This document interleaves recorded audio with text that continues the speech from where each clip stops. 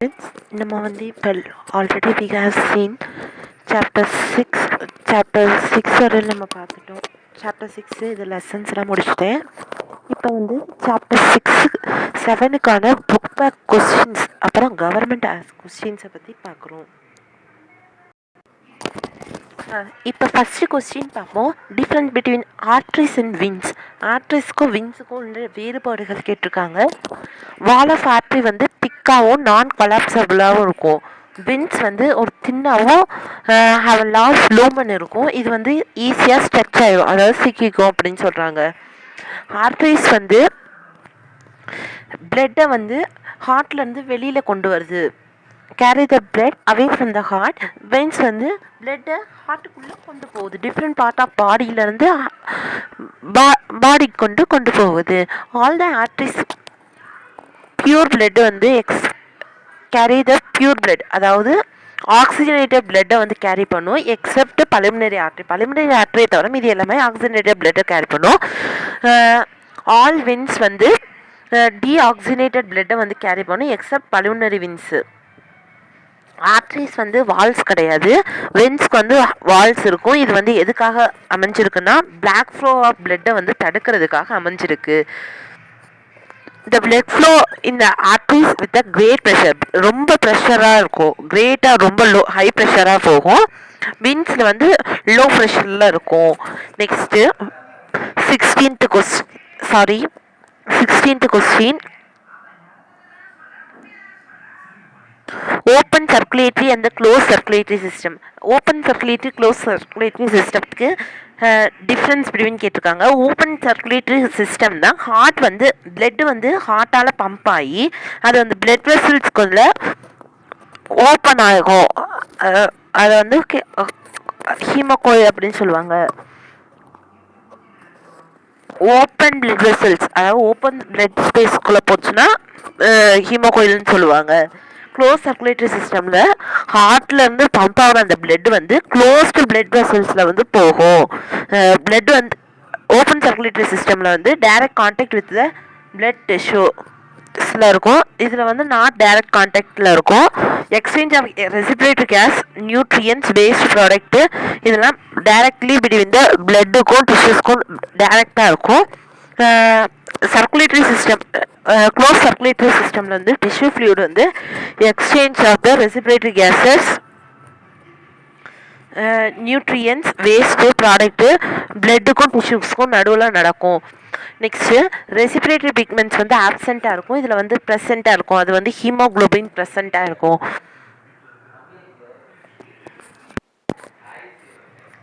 அதை காணாயா? Sorry students. Mitral valve அப்புறம் செர்மினுலா வால் பற்றி நெக்ஸ்ட் கொஸ்டின் கேட்டிருக்காங்க. மைட்ரல் வால் வந்து இது வந்து லெஃப்ட் ஆரிகளுக்கும் லெஃப்ட் வென்ட்ரிக்கலுக்கும் நடுவில் ஒரு கார்டு ஓப்பனிங் கார்டாக இருக்கும். இது வந்து செமினுலா வால் வந்து ரைட் டு லெஃப்டில் இருக்கும். வென்ட்ரிகல்ஸ் வந்து பல்மனரி ஆர்ட்ரிக்கும் அரோட்டாக்கும் நடுவில் போகும். இது வந்து டூ கப்ஸ் இருக்கும், இது வந்து 3 கப்ஸ் இருக்கும். நெக்ஸ்ட் ரைட் வென்ட்ரிகுலர் வால் வந்து is thinner than the left ventricular wall. ஏன் அப்படின்னு கேட்குறாங்க. ரைட் வென்ட்ரிகுலர் வால் வந்து டீஆக்சிஜனேட்டட் பிளட்டை வந்து பம்ப் பண்ணும் பல்மனரி ஆர்ட்ரிக்குள்ள. இது வந்து லங்ஸில் மட்டும்தான் பம்ப் பண்ணும். லெஃப்ட் வென்ட்ரிக்கல் வந்து பிளட்ல இருந்து ஆர்ட்ராக்கு வந்து டிஸ்ட்ரிபியூட் பண்ணும். அந்த ஆக்சிஜனேட்டட் பிளட்டை வந்து எல்லா பார்ட்ஸ் ஆஃப் பாடிஸ்க்கும் இதாக இருக்கும். அதனால தான் hence left ventricle is thicker than the right ventricle. Next question பாருங்க. why might the effect on a person who diet has a less iron content. அதாவது ஒரு பர்சன் வந்து டயட்டில் வந்து அயன் வந்து லெஸ் ஆச்சுன்னா என்ன ஆகும்? அயன் வந்து ஒரு necessary compound formation of the haemoglobin வந்து உருவாகணும்னா அயன் வந்து ரொம்ப முக்கியமான தேவை. இந்த பர்சன் வந்து அயனை வந்து கரெக்டாக எடுத்துக்கலைன்னா அவங்களுக்கு வந்து ஹீமோக்ளோபின்ஸ் இதாகி அனிமியா வரும். ஹீமோகுளோபின் வந்து ஒரு மேஜர் ரோல் ஆஃப் ஆக்சிஜன் சப்ளேஷன் இந்த பிளட்டில் வந்து ஒரு ஆக்சிஜன் சப்போர்ட் பண்ணுறது வந்து டிரான்ஸ்போர்ட் பண்ணுறது வந்து ஹீமோகுளோபின் தான் மெயினாக இருக்குது. சின்ஸ் த ஹீமோகுளோபின் வந்து ஒரு காம்பவுண்ட் ஆஃப் ஆர்பிசி, இது வந்து RBC will decrease leading to the anaemia இருக்கும் போது ஆர்பிசி வந்து டிக்ரீஸ் ஆகும். அனிமியா ஃபீஸஸ் வந்து ஒரு அனிமியா வந்து ஒரு பர்சனுக்கு இருந்துச்சுன்னா அவங்க வந்து டயர்டாகவும் ஒரு இதாக இருக்கும். அது ஏன்னா ஆக்சிஜன் சப்ளை வந்து அவங்களுக்கு லெஸ்ஸாக இருக்கும். இதை வந்து எப்படி நம்ம கண்டுபிடிக்கலாம்னா பல்ஸ் ஆக்சிமீட்டர் மூலியமாக இதை கண்டுபிடிச்சிக்கலாம். நெக்ஸ்ட் கொஸ்டின் பாருங்கள். Describe the mechanism of the human heart is initiated and control. அதாவது ஹியூமன் ஹார்ட்டோட மெக்கானிசம் கேட்டிருக்காங்க பாருங்கள். இந்த ஹியூமன் ஹார்ட் வந்து மயோஜெனிக் நேச்சராக இருக்கும். மயோஜெனிக்னா என்னன்னா அந்த ரிதமெட்டிக் சவுண்ட்ஸ் வந்து ப்ரொடியூஸ் பண்ணும். இந்த sequence of the electrical condition of the heart is given below. அதாவது அதோட எலக்ட்ரிக்கல் கண்டக்ஷனை பற்றி கொடுத்துருக்காங்க. கார்டியாடிக் மசில்ஸ் வந்து ஒரு ஃபாஸ்டர் ரிதம் இருக்கும். அதை வந்து பேஸ் மேக்கர் செல்ஸ் அப்படின்னு சொல்லுவாங்க.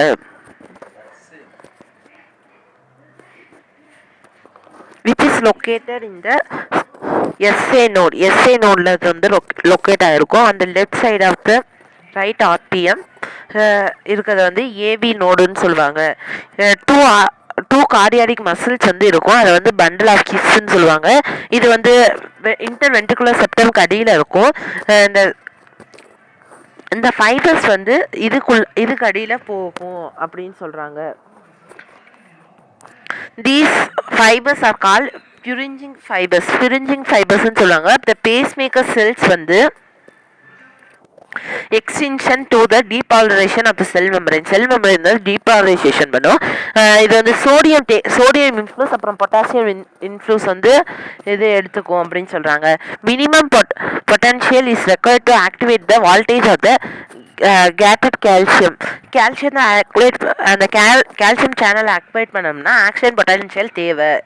டீபாலரைசேஷன் பண்ணணும்னா டீபாலரைசேஷன் ஆகும், ரேபிட் டீபாலரைசேஷன் ஆகும். இது வந்து எப்படின்னா ஆக்டிவ் பொட்டன்ஷியல் மூலிமா இந்த பேஸ்மேக்கர் ஆஃப் செல்ஸ் வந்து பொட்டாசியம் ஃப்ளக்ஸை வந்து ஸ்லோவாக டீபாலரைஸ் பண்ணும். வாட் இஸ் லிம்ப்னா என்னன்னு கேட்டிருக்காங்க. லிம்ப் வந்து about 90% of fluid that leaks from the gallery eventually seeks back into the calorie and 10% வந்து ரிமைனிங்காக இருக்கும். அது வந்து பிளட்குள்ளே திருப்பி போகும். அந்த சீரீஸ் ஆஃப் டியூபை வந்து லிம்பாட்டிக் ஆர் லிம்ப் வெசல்ஸ்ன்னு சொல்லுவாங்க. இந்த fluid inside the lymphatic is called the lymph. Lymphatic நடுவில் இருக்க அந்த ஃப்ளூயிடை வந்து லிம்ப்னு சொல்லுவாங்க. ஃபங்க்ஷன் ஆஃப் லிம்போட ஃபங்க்ஷன் என்னன்னு பார்ப்போம். நேரோ பேசேஜ் இந்த lymph nodes are call sinusoid link with மேக்ரோபேஜோட இந்த லைனாய்டும். இந்த லிம்ப் நோடு வந்து ஒரு சக்ஸஸ்ஃபுல்லாக ப்ரிவென்டிங்காக இருக்கும். மைக்ரோ ஆர்கானிசம் வந்து பிளட் ஸ்ட்ரீம்ஸ்குள்ளே இருந்து என்ட்ரு ஆகாமல் பார்த்துக்கும். ஃபேட் வந்து இந்த இது மூலயமா அப்சர்வ் ஆகும். இது வந்து வில்லி இந்த இன்டெஸ்டைன் வாலில் வந்து இது இருக்குது அப்படின்னு சொல்கிறாங்க. Lymph. What are the heart sound when and how they are produce. அதாவது ரிமதிக் கான்ட்ராக்ஷன் அந்த expansion of heart is call the heart beat வந்து அந்த கான்ட்ராக்ஷன் அதுக்கப்புறம் ரிலாக்ஸேஷன் ஆகும்போது வர்றது அது ஹார்ட் பீட்னு சொல்லுவாங்க. இந்த கான்ட்ராக்ஷன் ஆஃப் த ஹார்ட்டை வந்து சைட்டோல், அப்புறம் ரிலாக்ஸேஷன் ஆஃப் ஹார்ட்டை வந்து டயஸ்டோல்னு சொல்லுவாங்க. ஒரு நார்மலாக ஒரு ஹெல்த்தி பர்சன் ஹியூமன் அடல்ட்டுக்கு வந்து 72 டைம்ஸ் வந்து ஒரு நிமிஷத்துக்கு ப்ரீத் பண்ணுவாங்க. இந்த கார்டியா சைக்கிள் போது 2 சவுண்ட்ஸ் வந்து ப்ரொடியூஸ் ஆகும். அதை வந்து எப்படி நம்ம கேட்க முடியும்னா செத்தஸ்கோப் வழியாக கேட்க முடியும். அந்த செத்தஸ்கோப் வழியாக கேட்க முடியும். இது வந்து ஒரு கிளினிக்கல் இன்ஸ்ட்ருமெண்ட். இந்த ஃபஸ்ட்டு சவுண்ட் வந்து லப்பு. இது வந்து க்ளோசர் ஆஃப் டைகஸ்பைட் அண்ட் டைகஸ்பைட் வால் போது இது ஏற்படும் இந்த லப்புங்கிற சவுண்டு.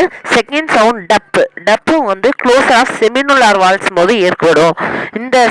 இதெல்லாம் வந்து இந்த these sounds are the clinical diagnostic சிக்னிஃபிகன்ஸாக இருக்குது டயக்னோஸ்டிக்ஸ்க்கு. Select correct biological term. இதில் வந்து செலக்ட் பண்ண சொல்லியிருக்காங்க. கொஸ்டின் பார்த்துக்கோங்க. First first one disc shape cell வந்து கான்கேவாக இருக்கும் போத் சைடு. அது வந்து என்னது எத்ரோபைட்ஸ், அதாவது ரெட் பிளட் செல்ஸ், அதுதான் ஒரு டிஸ்க் ஷேப்பில் இருக்கும். ஓகேவாப்பா. Next the most of these have a large and bubbled nucleus. Bubbled nucleus இருந்துச்சுனாவே leucocytes enable the red cell to transport, அதாவது enable the red cell to transport the blood, அதாவது red cells வந்து அதான் transport பண்ணுது. இந்த question it cell wrong. இதுதான் answer. ஓகேவா, எழுதிக்கோங்க. Sometimes they may ask like this also. Okay, we should understand and write. Most of them move and change the shape like amoeba மாதிரி இருக்கும். Plasma இதெல்லாம் ஒன்றுமே இல்லை. இதை கொஞ்சம் படித்து பார்த்தீங்கன்னா உங்களுக்கே புரியும். நெக்ஸ்ட் கொஸ்டின் பாருங்கப்பா. 24th கொஸ்டின் வந்து இந்த டயக்ராம், ஹார்ட்டோட டயக்ராம் வந்து பார்த்துருக்காங்க. இந்த எல்லா ஸ்ட்ரக்சர் நல்லா நீங்கள் வரைஞ்சி பார்த்துக்கோங்க. Okay, next government as question. கவர்மெண்ட்டில் என்னென்ன கொஸ்டின் இது வரைன்னு கேட்டிருக்காங்கிறத பார்ப்போம். State the deficiency caused by the less intake of diet in our daily life. அதாவது அயன் வந்து கம்மியாக எடுத்துக்கிட்டோம்னா நமக்கு என்ன ஒரு நோய் வரும்னு கேட்குறாங்க. அனிமியா வந்து காசாகும். அயன் வந்து கம்மியாக இருந்துச்சுன்னா அனிமியா வந்து காசாகும். அனிமியா பர்சன் வந்து டயர்டாக ஃபீல் பண்ணுவாங்க, கிட்டியாக ஃபீல் பண்ணுவாங்க. இது வந்து இவங்களுக்கு வந்து ஆர்பிசி வந்து கம்மியாக இருக்கும். ஹியூமன் பிளட் வெசல்ஸில் வந்து 3 லேயர்ஸ் ஃபவுண்ட் ஆகிருக்கும். அது என்னது? Tunica externa, tunica media, tunica intima. Next tablet the antigen and antibodies present in the different blood groups of the human. ஹியூமனில் என்ன பிளட் குரூப் இருக்குது, அது வந்து என்னென்ன ஆன்டிஜன் ப்ரெசென்ட் ஆகிருக்கு, என்னென்ன ஆன்டிபாடிஸ் ப்ரெசென்ட் ஆகிருக்குன்னு கேட்டிருக்காங்க. ஏ பிளட் குரூப்பில் வந்து ஏ ஆன்டிஜனும் ஆன்டிபாடி பியும் ப்ரெசென்ட் ஆகிருக்கும். பி பிளட் குரூப்பில் வந்து ஆன்டிஜன் பியும் ஆன்டிபாடி ஏவும் ப்ரெசென்ட் ஆகிருக்கும். ஏபி பிளட் குரூப்பில் வந்து ஆன்டிஜன் ஏபி ப்ரெசென்ட் ஆகிருக்கும். No antibodies found in the AB blood group. அப்படி எழுதணும். டேபிளர் காலம் போட்டு எழுதலாம், எப்படி வேணுமாலும் எழுதிக்கலாம். ஓ குரூப்பில் வந்து நோ ஆன்டிஜென்ட் இருக்கும். இதில் வந்து ஆன்டிபாடிஸ் ஏவும் ஆன்டிபாடி பியும் ப்ரெசென்ட் ஆகிருக்கும். நெக்ஸ்ட் கொஸ்டின் கொடுத்துருக்காங்க பாருங்க. இது வந்து ஒரு கான்செப்டான question. when a O group person receive the blood from A group person, antigen acquire, but the antigen does not takes place from the AB person who receives from the O group Y. அதாவது இவங்க என்ன question கேட்டிருக்காங்கன்னு கொஞ்சம் நல்லா புரிஞ்சுக்கோங்க. ஓ blood group வந்து ஏட்ட வந்து கிடைக்குது. அப்போ வந்து